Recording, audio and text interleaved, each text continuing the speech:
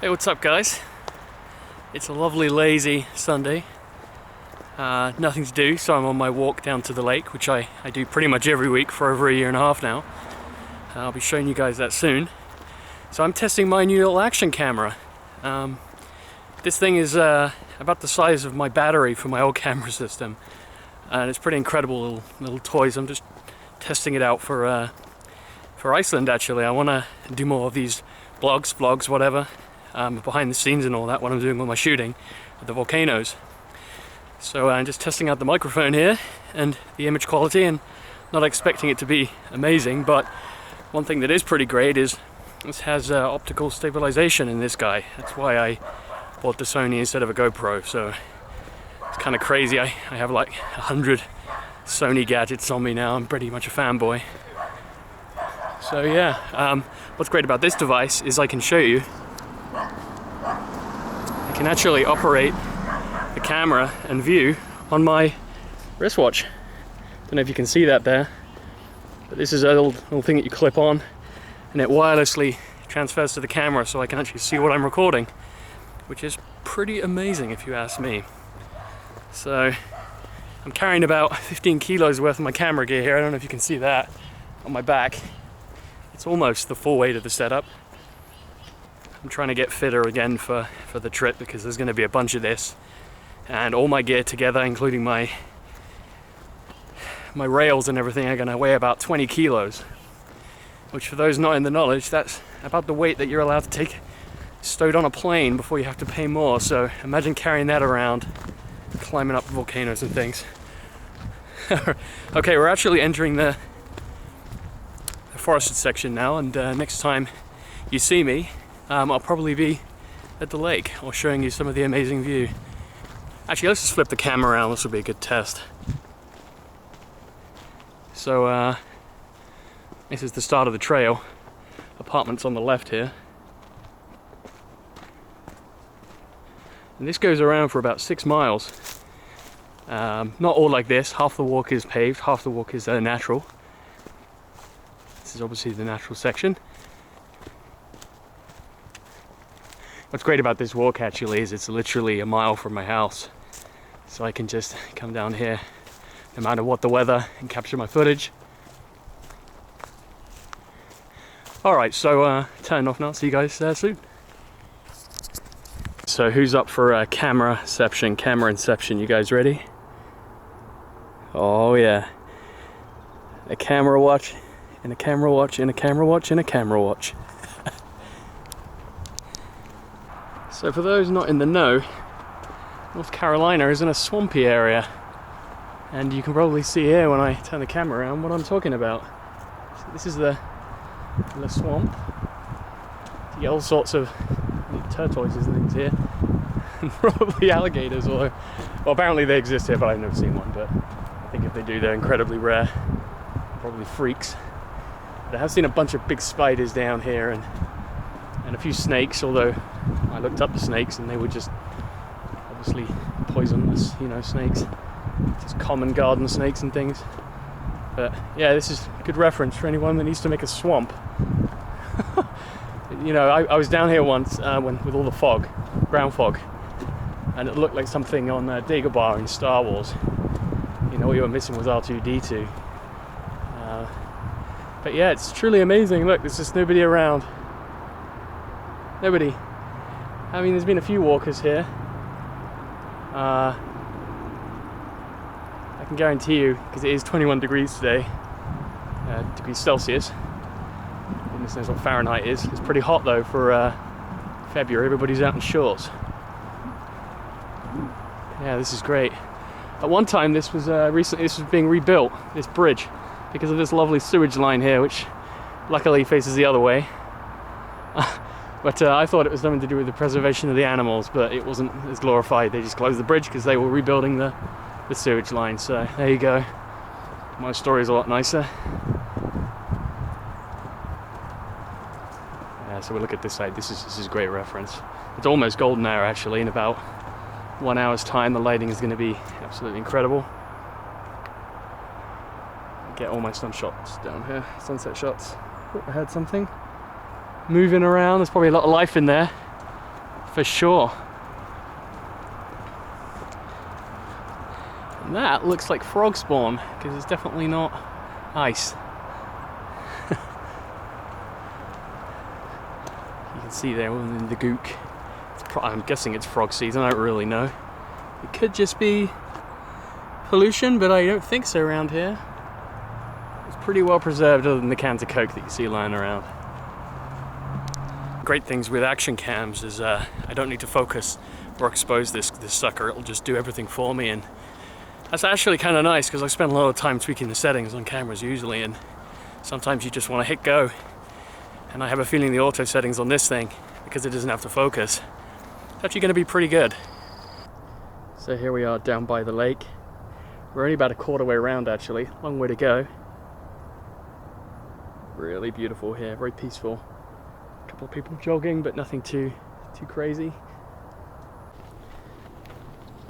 So one trick that this Sony action camera has actually is it can shoot 1080p, 60 frames a second and 120 frames a second. Now 120p is not the sharpest, which isn't surprising considering the size of this thing. But the 60p looks very usable, and that's what I'm recording in now. And I'll be slowing it down to 2.5 times slow motion, which is something you can do when you shoot 60 frames. So this walker coming past, you'll probably see me slow her down.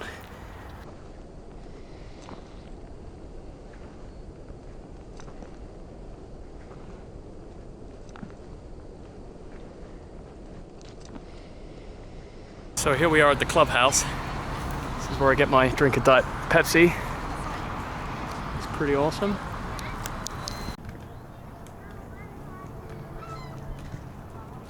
Alright, down at the waterfront now. That's where you can rent the canoes.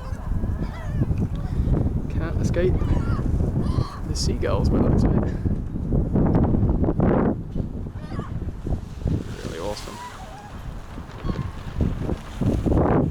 Where things get a bit busier, but it's still, considering the beauty of this place, I'm still surprised how many few people come to it. But yeah, some barbecue area there behind me, those are always taken. There's about 4 of those on the way around here at different places. So we're on the second side of the lake now, on the paved section. So you get a lot of people here with their dogs and bikes and all sorts. Pretty awesome stuff. Here come some runners. Like, I've seen those guys go around once before, they're definitely lapping it. Down at the dam, lots of people. This is the very popular jogging area. This is the lake, which you've probably seen in some of my pictures. And my time lapses, which you probably haven't seen yet because I haven't released it, but I've captured about 40 time lapses here. Through about 6 months now. I was hoping winter would be a bit more winterish. I don't know if you can hear me with all this wind, but it's probably super distorted. But yeah, this is where I come most weekends. Very nice, and this is down the other side of the dam. This is where the overflow chute over there in the distance, you might be able to see, barely. So we'll look at that in a second.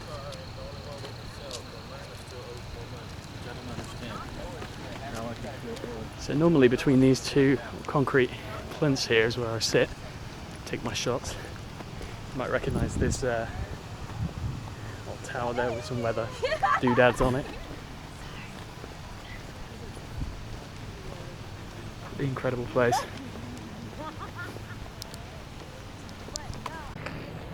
Alright guys, so this is inside my bag, ready for some gear porn. Nice setup this actually with the Sony system. So what do I have lurking in here? This is actually what I'm going to be using for my Iceland trip, and believe it or not, this is the minimum that I consider I need, at least for the quality of shooting that I'm going for. So on the camera briefly, we got the 2.8 24-70 G Master, and that's the A7R2 with the battery pack and a Gitso tripod. That's the majority of the bulk of the setup. At least I'll be using that most of the time. In terms of what's in here, we got the 16-35 stabilized f4 constant. This is actually what's going to be sitting on my video camera. So I'm going to be taking a dedicated video mirrorless this time. So it's a bit of a pain in the ass swapping settings. So it's mostly just to save time. It's not that camera can't do it. But there will be an A7S2 in here, which is the video variant of the stills camera that I have, designed for video work. very sensitive in low light, excellent camera. So that's going to be sitting right here with this lens pretty much permanently fixed on it. I have my 21 Zeiss 2.8 prime. This was originally for the Canon system, that's why there's a Metabones adapter on here to E-mount, but this is unbelievably sharp landscape lens, 21mm, manual focus, very heavy, still weighing up whether I really want to take it, but the 24-70 on the camera, which I showed you earlier, is really sharp, but I think this bad boy, I'll be doing some tests, but this bad boy's really an incredible lens. The only other lens I'm taking actually is a 70-300 full frame equivalent lens, so this is great. This is my new G Master, or not G Master, but it's a G lens. I think 4 to f5.6 or something around there, it says it. f4.5 to 5.6, so it's not a particularly fast lens, but you know, from my experience I ended up stopping down most of the time to f5.6 to f8 anyway, because for video work, you know, you don't need a super fast shutter like you would for, you know, nature photography and things like that. So that's going to be a great lens. Super excited about that. I haven't even tried that yet. That's one reason I'm down at the lake. What else do I have in here audio wise? So this is my Sony audio recorder. Incredibly high quality microphones on this, built in, so it's all compact, one single unit. This will be great for just recording water, you know, things like that, and I'll be just overlaying that over the video. I won't be doing any audio synchronizing with this. This will just be to pick up nice ambient sounds so I can mix into my video. And importantly, it has a pop shield on there for the wind. What else have we got?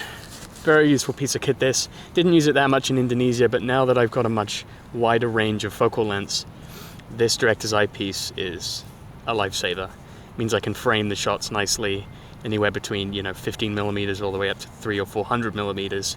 Can even change the film, the sensor size here, and the aspect ratio.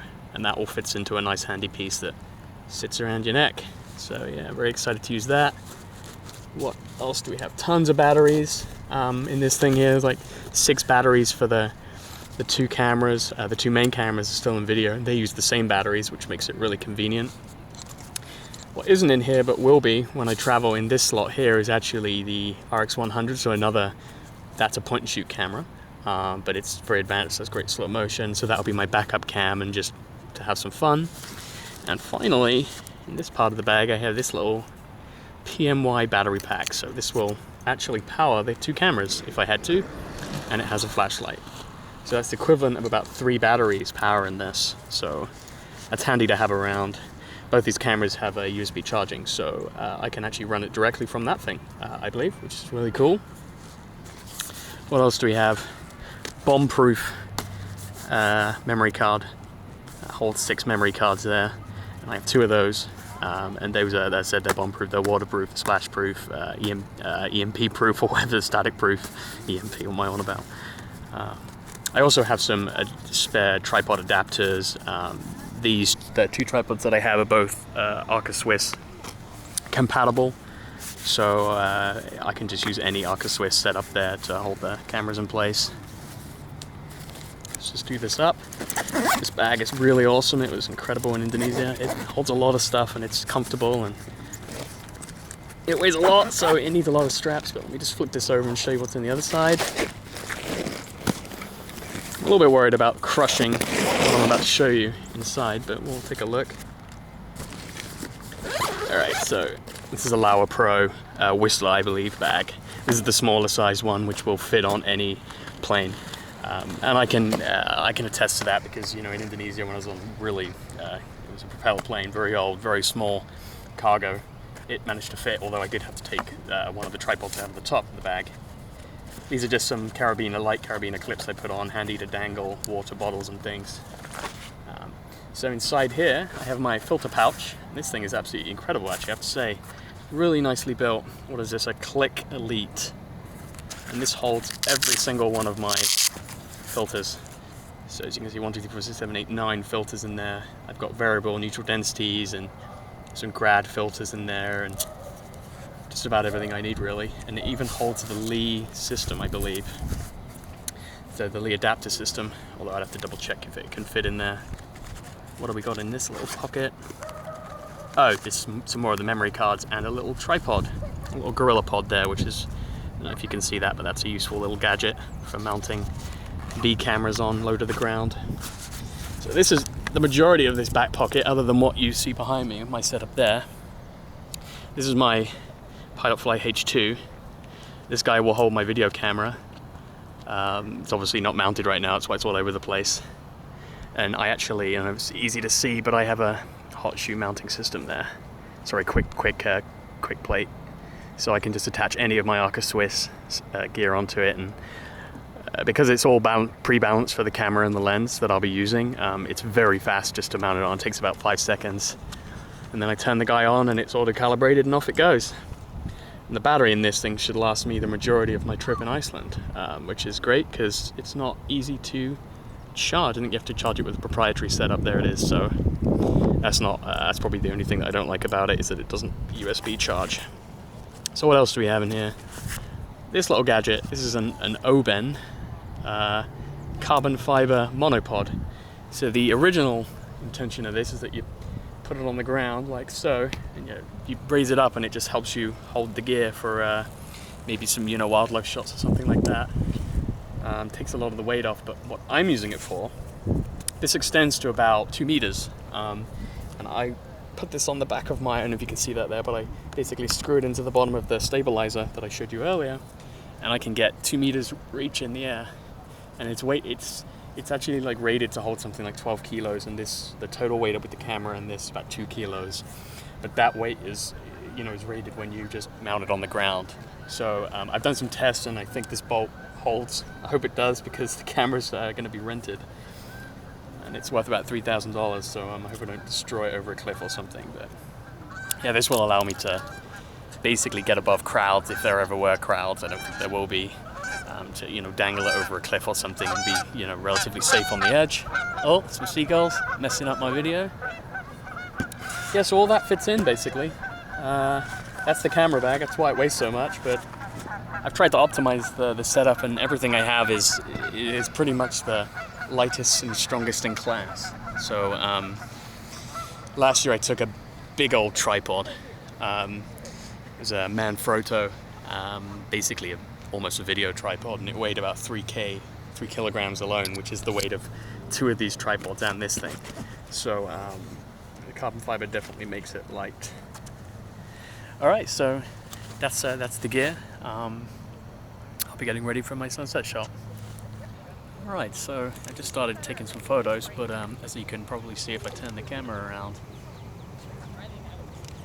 there is not a single cloud in the sky today, so I'm not expecting an incredible sunset shot or anything. But the camera is taking a photograph every 3 seconds. The reason for that is there's no cloud movement. If I had clouds, it would probably be a 1 or 2 second timer, probably, depending on the speed of the clouds, to create some nice movement in the time lapse. But because I don't have anything really moving in the entire frame, I'm going to concentrate on the change of color of the horizon as it goes from blue to orange and then into a magenta color with a bit of luck, but not expecting much. But that's how it works sometimes. You get out and that's just how it is. But it definitely is very blue. So the sun is just dipping behind the trees on the horizon there. So in about 10 minutes, 5 to 10 minutes, we'll get some